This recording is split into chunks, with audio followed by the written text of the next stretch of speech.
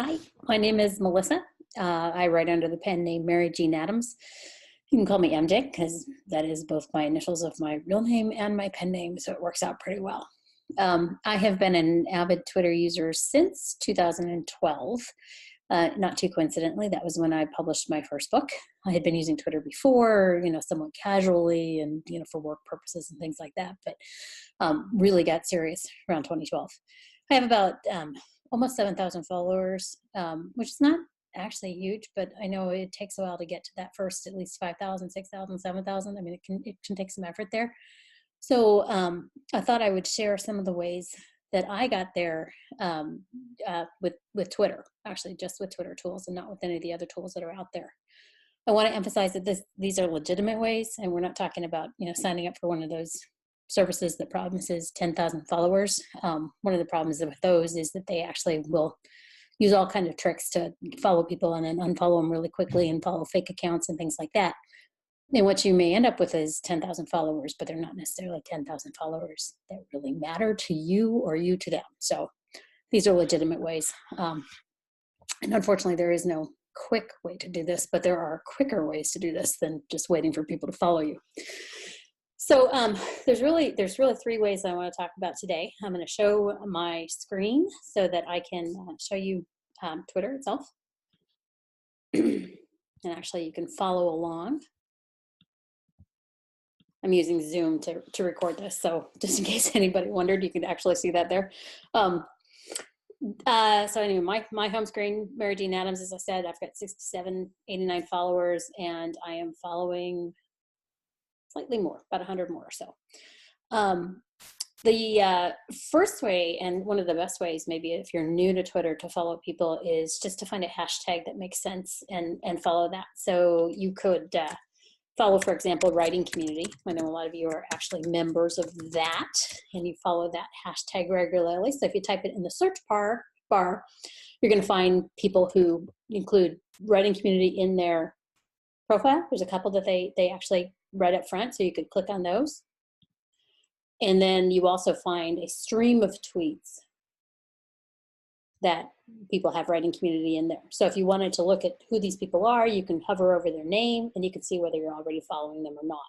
This will say follow if you're not already following, but I'm already following Matthew Combs there. So you can keep going. You can see their profile. Now Twitter, to the best of my knowledge, doesn't have a really good way to search for profiles itself. There are some other tools where you can actually search the profile to see if they say Writing Community in there. But it's like I don't think there's anything in Twitter like that. And if somebody knows of something that I don't know about, please respond. All right, so that's one way to do it.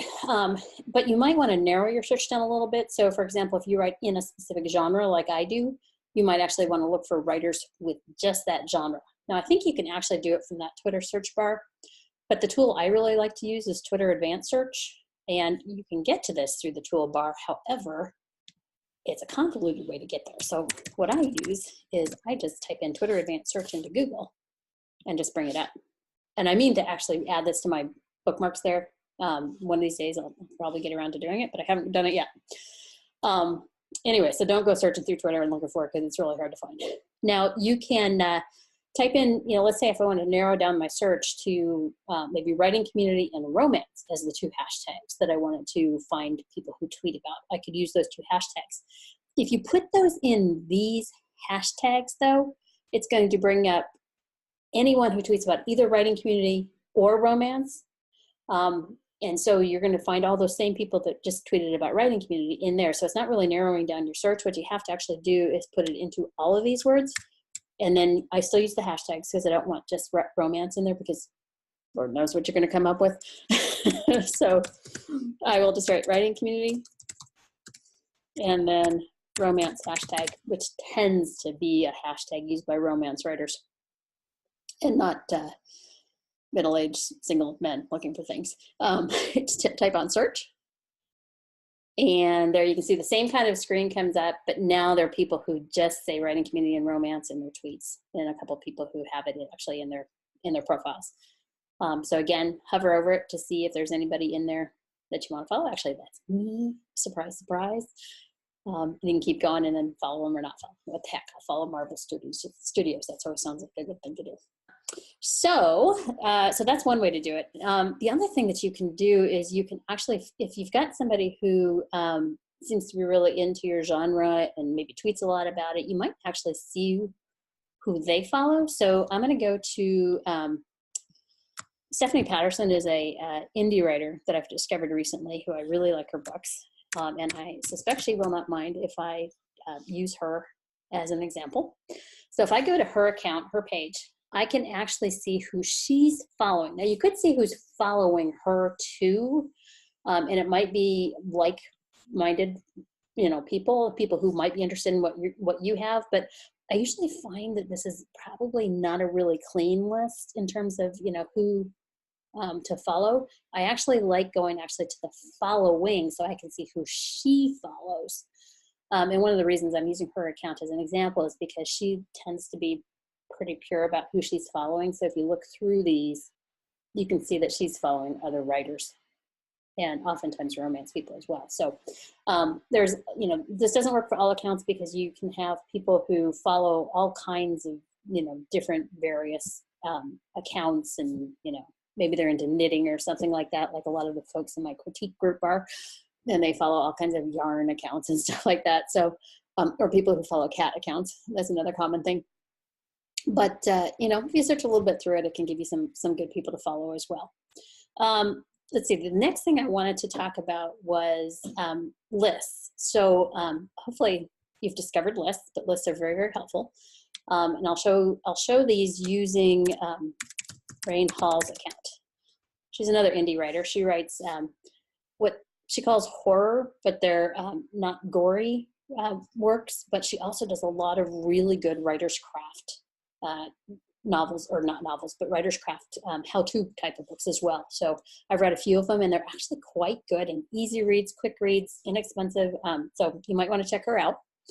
But I'm using her because she creates all kinds of lists. So if you go to the person's profile and go to lists at the very end here, you can click on that and she's put together these lists. All right, so lots of interesting lists. Writers with Black Cats, if that happens to be something you're interested in. Writers with Cats, which has 96 members. Let's go into that one. I'm actually on here somewhere. And then again, here, you don't necessarily want to go through the tweet stream because that might take a little while. You can actually go over to members and click on that quickly and then see if there's anybody in there. It looks like I haven't looked at her list in a while because there's a lot of cat writers writers with cats that I haven't followed. But you can quickly scan through their profiles and see who you might want to follow. And that's the nice thing here is it is actually showing the profiles as opposed to the last tweet. So hopefully you can find out a little bit more about the writer before you follow them. So that is who another account follows, all right? And there's one more way to use lists that I really like to use to find followers, and that is to use the lists of which I am a member, all right? It takes a while maybe to be included on lists, but eventually you'll find that you might start getting on lists. So if I go to my lists, these are 29 lists that I put together, right? Some of them are private, some of them are not private. That's not what I'm talking about. I don't want to go to the lists that I've either subscribed to or created myself. I want to go to the list of which I am a member, which is kind of neat because if you look at these, like I said, I've been active since 2012 and I am a member of hundreds of lists. So like I said, I don't think it's all too hard to get on lists. As you start getting really active, I think that's probably the key is to be active. You're going to find yourself being added to lists. And if you watch your notifications up here, it will actually tell you when you've been added to a list. So you can check that out. So for example, I know just a couple of days ago, Joyce Scarborough added me to her awesome writers /follow list. So if I go in there and then go to members again, and I can see who is on this list and look at those that I haven't followed to see if any of those might be people I want to follow. As soon as she added me to it, I went through at least half of the list. It's a long list. It's over 900 profiles on here, but I went through probably at least a couple hundred and looked to see if there were people I wasn't following, and probably found maybe 50 people that I followed.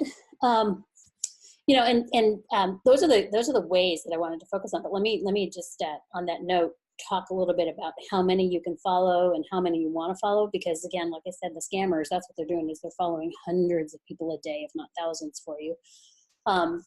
I don't believe there is a limit to the number of people that you can follow per day on Twitter. But you just, you know, you never know what their algorithms are going to do, when they're going to block you for what they're going to see. So I tend to limit the number of people I follow with, you know, almost 7,000 followers, and a pretty even ratio of followers to people I follow. I can get away with following 100 people with, you know, out alerting Twitter to any potential scam or anything like that, because obviously I'm not scamming at that. But I do, just because of the time it takes to do this, I maybe follow an average of 20 to 30 a day. I don't necessarily go and follow everybody every day, but I will maybe over time average out to that. So it's not a huge number of followers, but I actually will average, I think I'm already about 50 followers, people following me a month. Let me go into my Twitter analytics and show you where you see that, because you're probably keeping an eye on this. So my 28-day summary up here, but if I scroll down to, oh gosh, new followers in January, 453. So I forgot a couple 400.